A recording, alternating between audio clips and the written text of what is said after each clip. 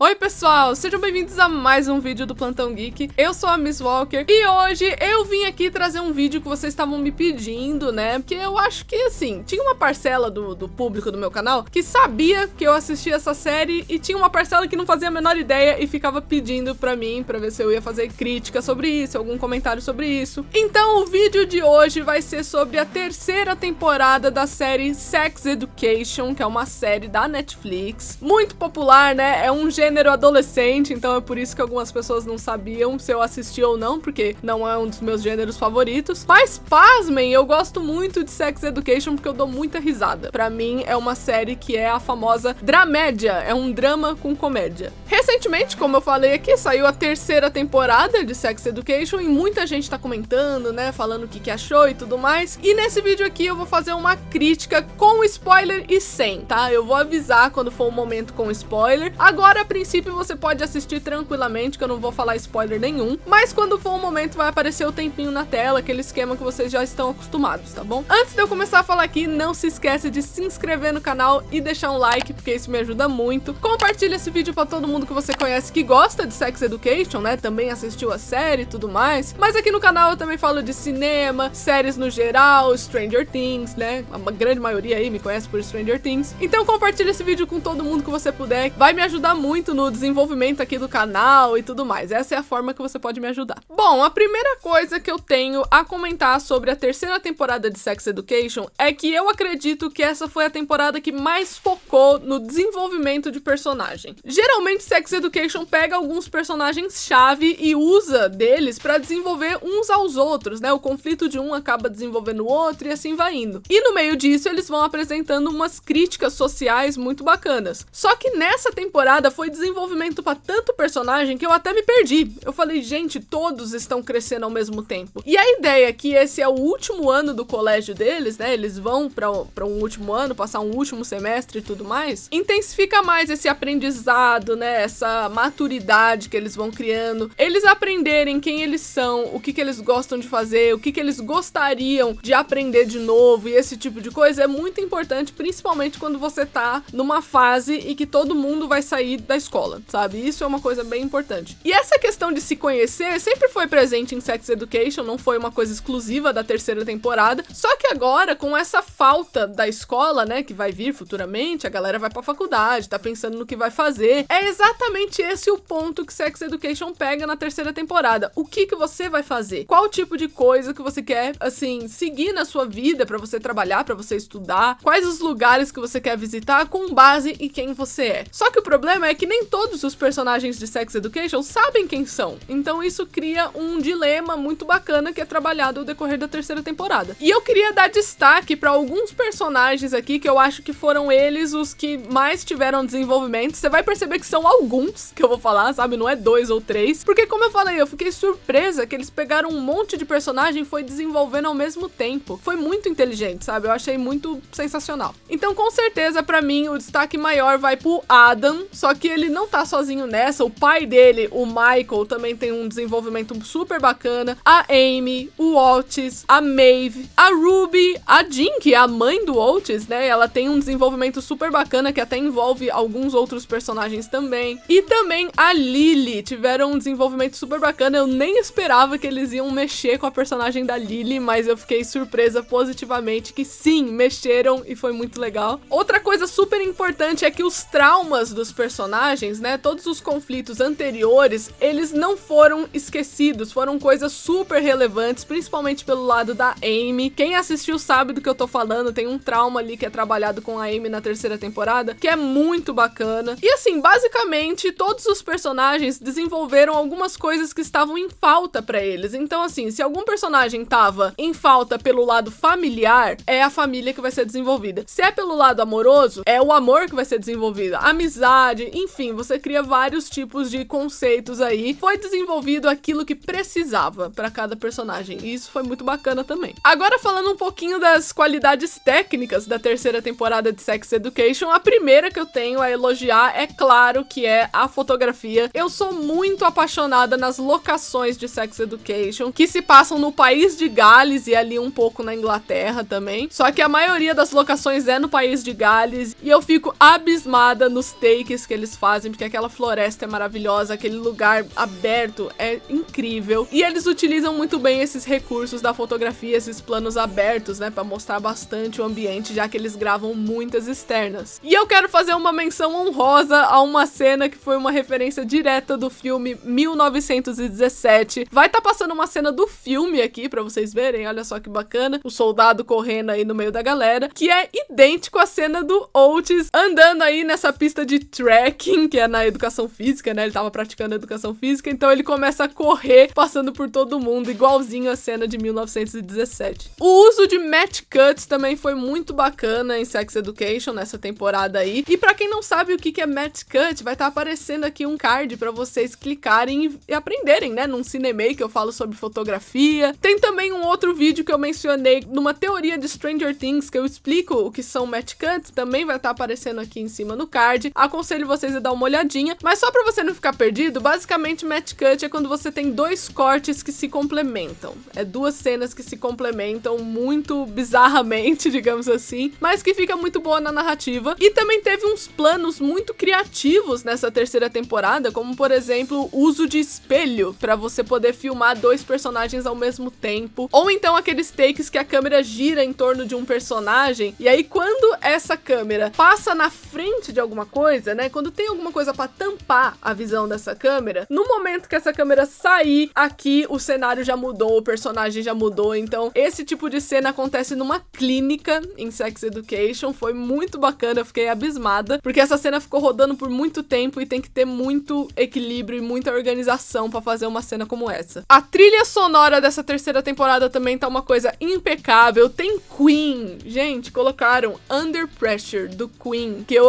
quase desmaiei quando começou a tocar. Para os fãs de Umbrella Academy, assim que você começa a assistir Sex Education, já começa a música I Think We're Alone Now, com uma outra banda cantando, né, que é uma música anos 80, conhecida para fãs de Umbrella Academy como a musiquinha que todos eles lá da academia acabam dançando na escada na primeira temporada, virou uma cena bem classiquinha na série. Mas tem muita música legal, eu adorei também quando tocou Milkshake, que é com a Kellys, né, é uma música muito divertida, eu adoro essa música, e pra mim combina perfeitamente com toda a estética de Sex Education. Se você for ver a letra dessa música, você vai ver que combina. Outra coisa que eu achei super importante Sex Education manter é justamente a questão das críticas sociais. No caso, nessa temporada, você teve uma cena que mostra uma aula de educação sexual, só que essa aula é muito ultrapassada, eles usam até meio que, assim, como forma de comicidade essa cena, mas, ao mesmo tempo, é uma crítica. Enquanto as meninas são ensinadas de um jeito sobre educação sexual, os meninos são ensinados de outro, então é como se as meninas tivessem que ter medo de engravidar e os caras só se preocupassem em fazer o que tem que fazer e tal, sabe? Não ligando muito pra questões de prazer feminino e várias coisas assim. Então é muito diferente as aulas dos meninos e das meninas. Inclusive, os meninos têm algumas questões homofóbicas na aula, né? Que são retratadas ali, que é uma crítica gigantesca também. Mas eles tratam isso com humor, né? Pra deixar mais leve, só que a crítica tá ali, tá muito claro. Eles não mascararam essa crítica de forma alguma. Teve também uma lição muito importante sobre você ser quem você é, sabe? Aceitar os seus defeitos, aceitar as suas qualidades, aceitar que você tem problemas, sabe? Você pode ter algumas questões pessoais e tudo bem, você vai passar por elas, você tem que primeiro aceitar que você tem elas pra você seguir em frente e começar a se tratar da melhor forma possível, sabe? Fazer o melhor pra si mesmo. Às vezes as pessoas em Sex Education e também na vida real podem montar realidades na própria cabeça pra deixar as situações, os problemas, né, que vão aparecendo mais leves. Só que nem sempre dá pra você fugir dos seus problemas e Sex Education mostra isso muito bem. Quanto mais você foge, mais você pode se prejudicar lá na frente, né? É bem melhor você enfrentar os seus problemas. Só que isso na fala é muito fácil, né? Claro, sempre na fala é mais fácil. Mas essa temporada dá uma aulinha sobre como cada um tem as suas situações e como é importante você aceitar elas quando você tá pronto. E ao mesmo tempo é importante em algum momento você estar pronto, sabe? Você se dar o tempo e assim, não desistir que em algum momento você vai ter que assumir alguma coisa, sabe? Vai ter que assumir que você passa por uma situação, passa por um problema que não gostaria de passar. Então eles abraçam os defeitos deles, assim, de maneira muito bonita. Fica uma cena que no final das contas é bem bonita de assistir. Com isso, né, com essa coisa de retratar retratar realidades, retratar situações, a gente pode acabar criando empatia por alguns personagens que a gente tinha zero consideração, né? Como, por exemplo, a Ruby, o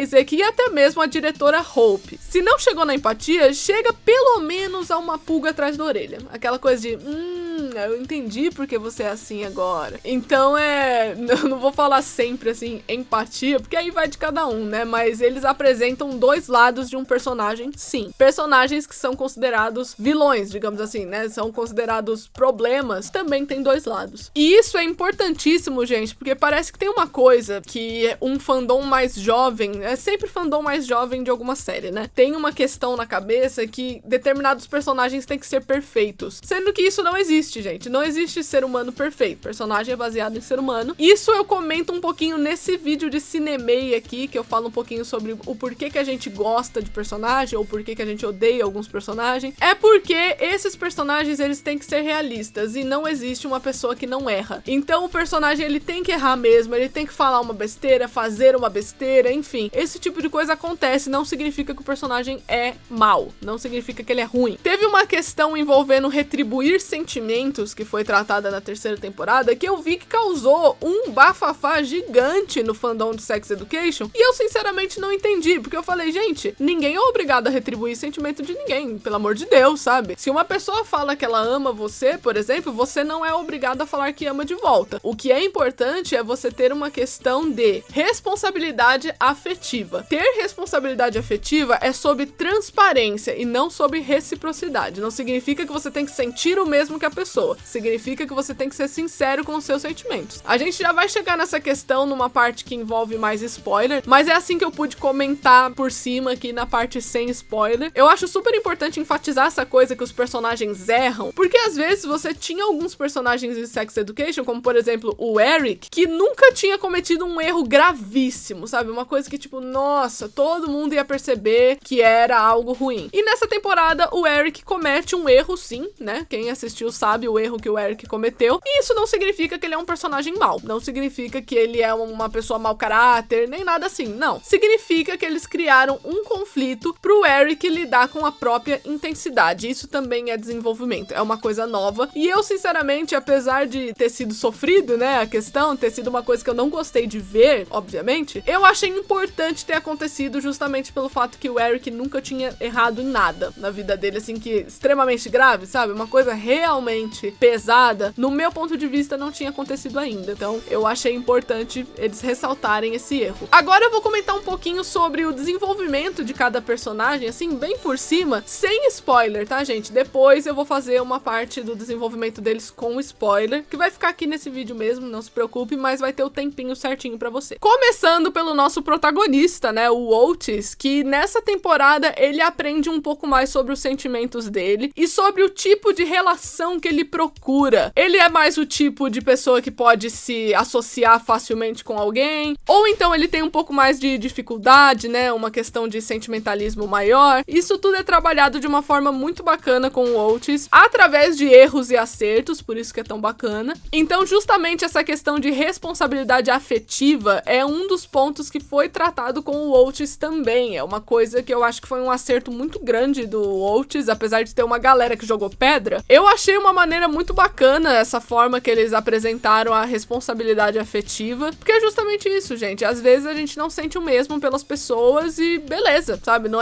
é sobre reciprocidade, igual a gente comentou antes. Então, assim, muitos personagens demonstram isso, né? Não é só o Otis, mas tem muitos outros também que mostram esse lado. Mas no Otis, com certeza, eu acho que foi o que mais teve ênfase. E outra coisa super bacana é que a gente já sabe mais ou menos pra onde o Otis vai em questões profissionais, né? Eu acho que era uma coisa que tava bem clara, mas eu fiquei feliz que eles oficialmente, digamos assim, confirmaram as questões profissionais do Otis, já que ele tá no último ano da escola. Agora, indo pro desenvolvimento da Maeve, eu quero dizer que eu fiquei muito satisfeita com a questão da Maeve finalmente reconhecer que às vezes ela precisa de ajuda. Porque assim, a Maeve é uma personagem que ela é muito realista, gente. Imagina quantas Maeves tem por aí no mundo, que são aquelas pessoas que têm uma inteligência incrível, que têm uma ambição muito boa, têm uma capacidade incrível de fazer as coisas, só que a vida não ajuda. Só que você precisa constantemente de ajuda e aí, de repente, você pode ser uma pessoa muito orgulhosa, que não aceita esse tipo de ajuda, chama de caridade, sabe? Então, assim, falta oportunidade pra muitas Maeves por aí. E aí eu achei super bacana que a Maeve, ela finalmente se priorizou. É difícil ela se priorizar, é difícil ela abraçar uma oportunidade, abraçar alguma coisa que ela realmente queria fazer, justamente por essa questão do orgulho, né? Por essa questão de, não, eu consigo sozinha, sendo que não, Maeve, às vezes você precisa de ajuda. E é por isso que foi tão bacana também a relação da Maeve com a Amy. Eu amei o conceito delas de, ok, agora a gente vai ser a segunda mãe uma da outra, já que a minha mãe é meio bosta, a sua mãe é meio bosta, então a gente vai ser a mãe da outra, combinado? Eu achei muito incrível, achei fofíssimo, maravilhoso, e uma deu suporte pra outra no desenvolvimento individual de cada uma delas, o que foi uma coisa muito bonita também. O desfecho da Maeve, né, na temporada, quem assistiu vai saber o que aconteceu, eu achei super importante acontecer, e o mais bacana é que não é o final de nada, sabe? Eles deixaram muito claro que não é o final de nada, é apenas o começo de duas coisas diferentes, e que vai culminar provavelmente numa temporada final, e eu já vou falar minhas ideias sobre isso mais pra frente. A Amy, eu achei fantástica a maneira como ela lidou com os traumas que eu mencionei lá no começo do vídeo, né?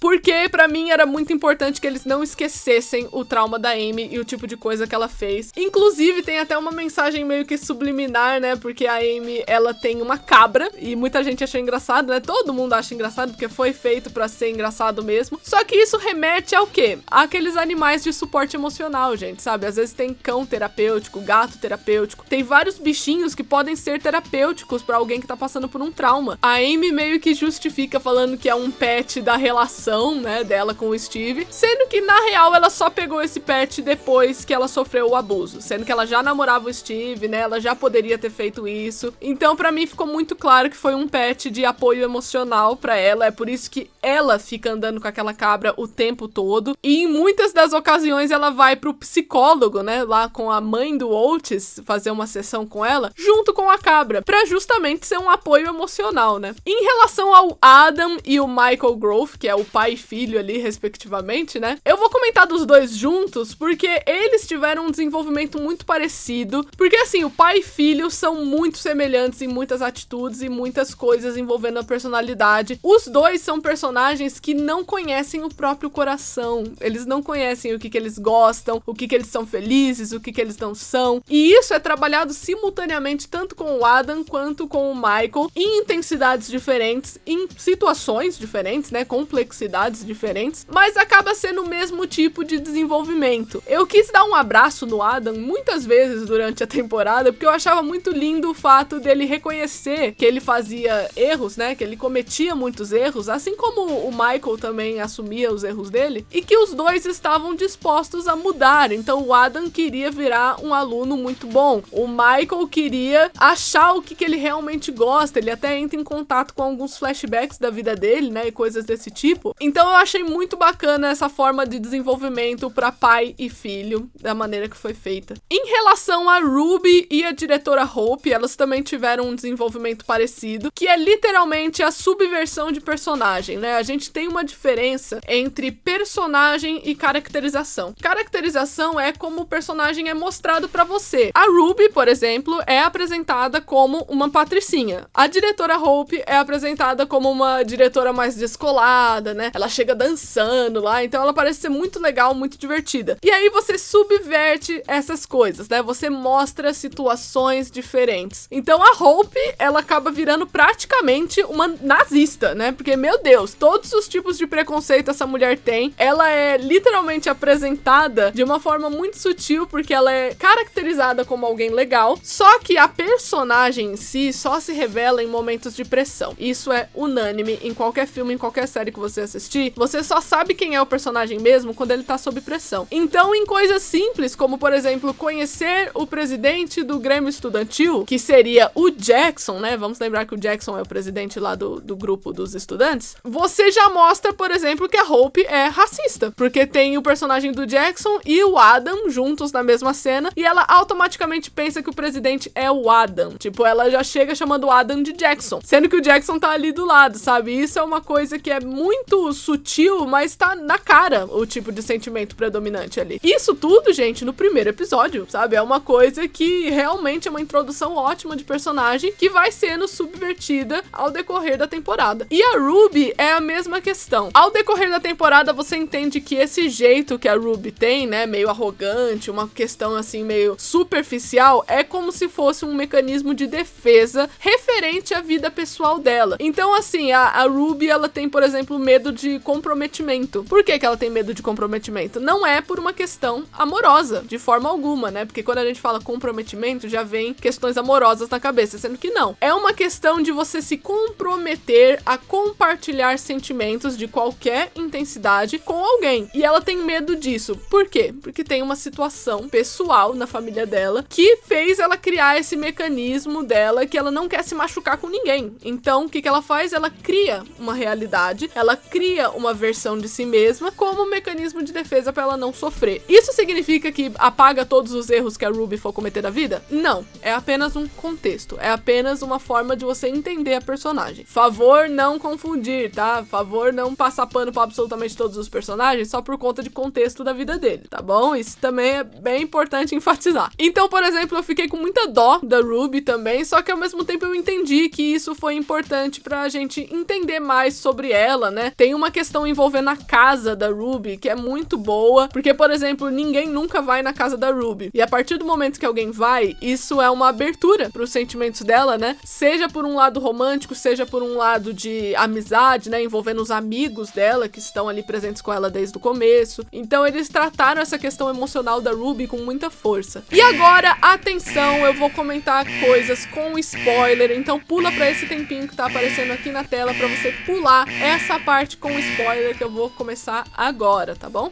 Pra começar, eu vou falar um pouquinho do relacionamento da Ruby com o Otis, e eu queria falar que não, gente, eu não shippei, eu não achei que tinha química, nem nada assim, porém, eu achei extremamente importante ter acontecido pela questão do Otis saber direito o que ele quer na vida dele. Ele não quer relacionamento superficial, e assim, a Ruby também não queria, a gente entendeu isso, né? Ela disse ali que amava o Otis e tudo mais, só que ninguém é obrigado a amar você de volta. Não era o que o Otis queria, ele sempre foi apaixonado pela Maeve. Isso foi uma questão que sempre bateram, não seria agora que ia mudar. E ele foi sincero o suficiente com a Ruby pra mostrar o que tava acontecendo, sabe? Tanto que ele tem uma conversa super bacana com o Jacob, que eu concordei 100%. Eu falei, sim, é exatamente esse é o conselho. Você tem que mostrar o que você sente. Imagina se o Otis tivesse falado que amava de volta, sendo que ele não amava. Só ia machucar mais a menina, sabe? É aquela coisa de você tirar o band-aid, porque nem sempre a verdade vai ser uma coisa que você vai querer ouvir. Só que mesmo assim, é importante você ouvir. Então tem essas lições que Sex Education mostrou com esse relacionamento da Ruby com o Otis. E como eu mencionei antes na parte sem spoiler, foi muito importante pra Ruby entrar em contato com os sentimentos dela, né? Pra mostrar quem ela é de verdade, pra mostrar que tá tudo bem você expor tudo que você sente. Tudo bem você se preocupar e você, sabe, chegar a se importar com alguém a ponto de você dizer que ama, não tem problema. Isso não é fragilidade, isso não significa que você vai acabar com a sua reputação se você falar isso, sabe? Não, de forma alguma, e a Ruby meio que aprende isso sim. Em relação a Maeve e o